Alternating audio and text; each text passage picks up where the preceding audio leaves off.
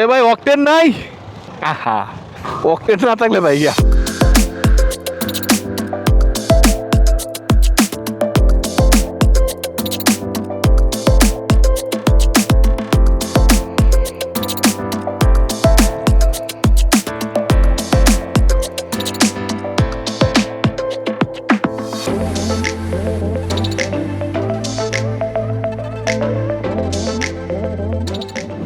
মানে যে কথাটা বলতে চাইতেছিলাম, মনে হইতেছে ইরানে না বাংলাদেশের যুদ্ধটা লাগছে।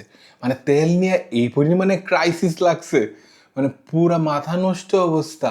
মানে কোনো পাম্পে তেল পাওয়া যেতেছে না, বা তেল পাওয়া গেলেও 200 টাকা, 250 টাকা, 300 টাকা বা সর্বোচ্চ 500 টাকা করে দিতেছে। মানে কি এক অবস্থা। আর মানুষও তো মানে আমগুর মতো যারা আছে বাইকার, ওরা কি শুরু করছে, মানে পুরুত করে যায় ফুল ট্যাঙ্কি ভরে। ঠিক আছে, ফুল ট্যাঙ্কি করা পর্যন্ত মানা যায়, আর কিছু লোক আছে ওরা তো পুরা মানে ড্রাম নিয়ে যেতেছে, বা ড্রাম নিয়ে ভৈরা ভৈরা এগুলো মানে মজুত করে রাখতেছে। তো সাথে সাথে তাকে কৃত্রিম সংকটও তৈরি করে ফেলতেছে। মানে এদিক দিয়ে দেখা যেতেছে বিভিন্ন সিন্ডিকেটও বসে আছে দাম বাড়ানোর জন্য, সরকারও দাম বাড়াইতে চাইতেছে না ঈদের আগে। আর ঈদের আগে যদি দামটা বাড়ায় দেয়, সামনে ওই ঈদের ছুটির কারণে যাতায়াতের মানে দামটা আরো বেশি বাইরে যাবে, মানে খরচটা বেশি বাইরে যাবে।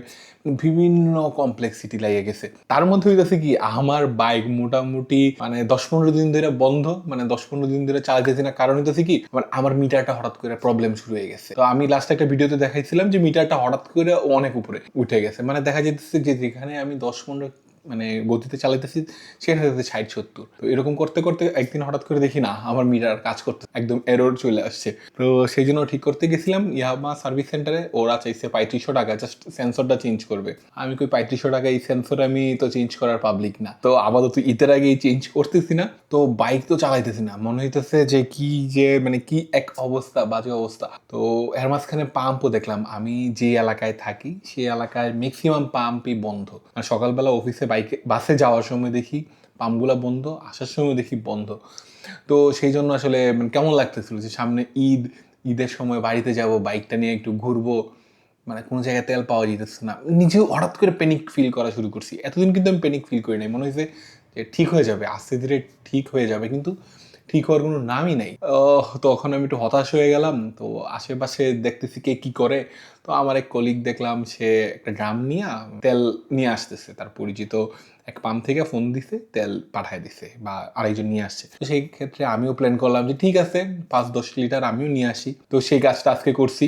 মানে মনে হইতেছে যে কাজটা ঠিক হয় নাই, তারপর আবার মনে হইতেছে আমার তো দরকার, কোনো জায়গায় তেল পাইতেছি না, আমি 5 লিটার পাইছি, নিয়ে আসি। তো একটা ওই যে মানে 10 লিটারের একটা ড্রাম কিনছি, 5 লিটার তেল পাইছি, 5 লিটার নিয়ে আসছি আর কি। আজকে এটা ভরবো, ভরে একটু ঘোরাফেরা করবো আর কি। মাথাটা একদম জট ধরে গেছে, 8-10 দিন ধরে চালাই নাই। চলেন বাইরে যাই, দেখি রাস্তাঘাটের কি কন্ডিশন।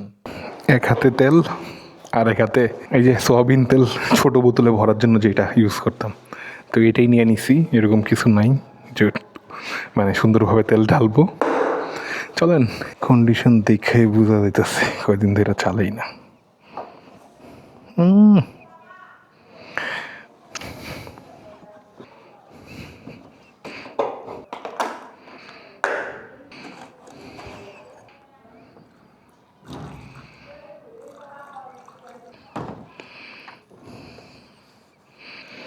এত পাতলা তেল, পানি মিশানি নাকি?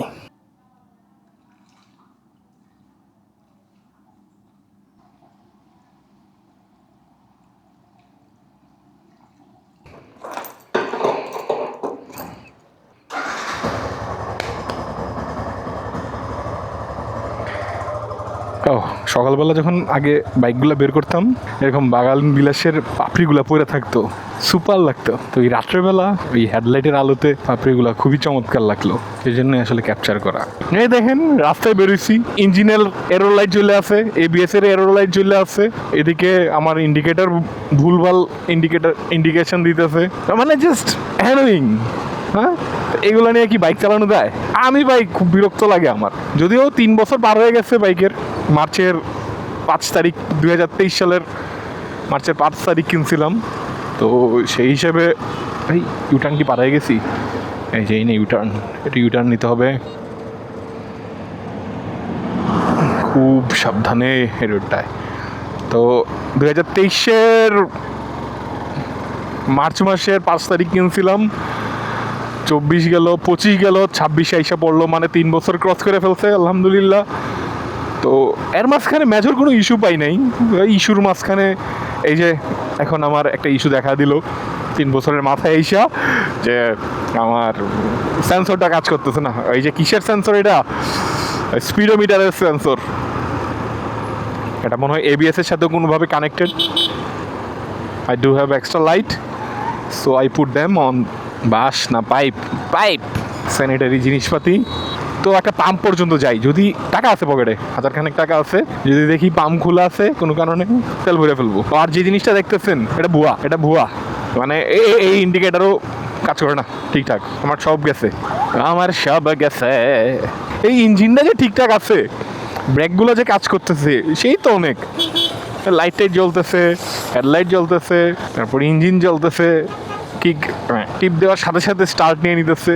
ওয়াও না, পাম্পে বাতি জ্বলতেছে, দড়ি দেওয়া নাই, তার মানে অন। আরে মোটর সাইকেলে তো সেই লাইন, তেল দিতেছে। যাই সামনে থেকে ইউটার্ন নিয়ে আই। কি রে ভাই, এক একটা ইউটার্ন এত দূরে দূরে কেন? মানে জগৎ পার হইয়া ওই যে দূরা।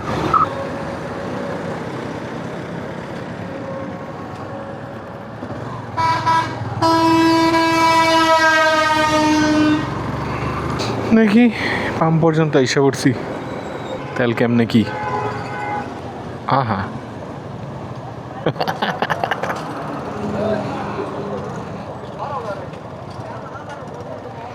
কয়জন আছে? 1 2 3 4 5 6 7 8 9 10 11 12। আমি 13 নাম্বারে আছি।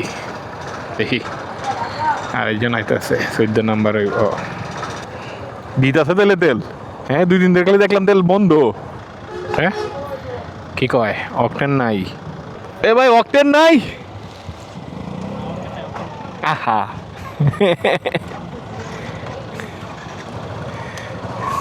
অকটেন না থাকলে ভাই গিয়া পরে বলুন না। বাইকের কাছে পেট্রোল আছে, খুব ভালো। অকটেন নাই, পেট্রোল আছে, অকটেন নাই, তাও ভাই দিতাছে যে এমনি যে কোয়ালিটির অকটেন ভরছি, আমার বিশ্বাস নাই রং মিশানো হইতে পারে। তার উপরে যদি আবার পেট্রোল ভরি, দরকার নাই। 5 লিটার ভরছি, যাইবো গা। আমি তো খুব আশা করে গেলাম, সিরিয়াল ধরলাম, দেখি অকটেন থেকে দিতেছে না, পেট্রোল থেকে দিতেছে, অকটেন নাই। আরে কি রে ভাই, this road is not for beginners. ফার্স্টে প্রো হও, তারপরে এইসব রোডে আসো ভাই। খুব মানে বেজাইল্লা রুট। তো সেরির জন্য কি কি লাগবো? কলা লাগবো। আর পরের দিন ইফতারের সময় যত শশা খাইতে পারি, শশা দরকার। আর যদি দুধ পাই, দুধ, কলা, আরে দুধ। আর দুধও তো ওরা সিন্ডিকেট করে দাম 100 টাকা থেকে 120 টাকা করে দিছে। এটা হচ্ছে ভালুকা বাজার, এটা হচ্ছে মল্লিক বাড়ি রোড। ওরে অনেক চমৎকার কলা আছে, তো সামনে থেকে ঘুরেই পরে কিনি। সব মফস্বল এরিয়ার বাজারগুলো হয় চমৎকার। তো অকটেন নিতে পারছি না, তো কি হয়েছে, কলা লইয়া যাই। এটি 100 টাকা সিরা খেড়া দিল আমার এডি আছে টিয়ারে 40 টাকা করে আলি। কলা নিয়েছি, এখন নেব কি? এখন দেখি দুধে নিতে পারি নাকি। এটা সিন্ডিকেট, ওদের কাছ থেকে নিব না। হ্যাঁ, এই যে সিন্ডিকেট। এরা রোজার আগে আসছিল 80 টাকা, রোজার সময় করলো 100 টাকা, আর এখন করছে 120 টাকা। কিনুম না, সবই চলে সিন্ডিকেট। আর এখন রিসেন্টলি ইরানে যুদ্ধ লাগার কারণে দুধের দাম বাড়াইয়া দিচ্ছে 120 টাকা করে। ভাই রে ভাই, সব জায়গায় সিন্ডিকেট। তো আজকের ভিডিওর কনক্লুশন হিসেবে এইটাই বলা যেতেছে যে দুধের মার্কেট থেকে শুরু কইরা তেলের মার্কেট, সব জায়গায় সিন্ডিকেট কাজ করে। আর আমাদের মতো মানুষ যারা আছে, ওভার হাইপড হয়ে যায়, ওরাও সেই ফাঁদে পাড়া দেয় এবং ধরা খায়।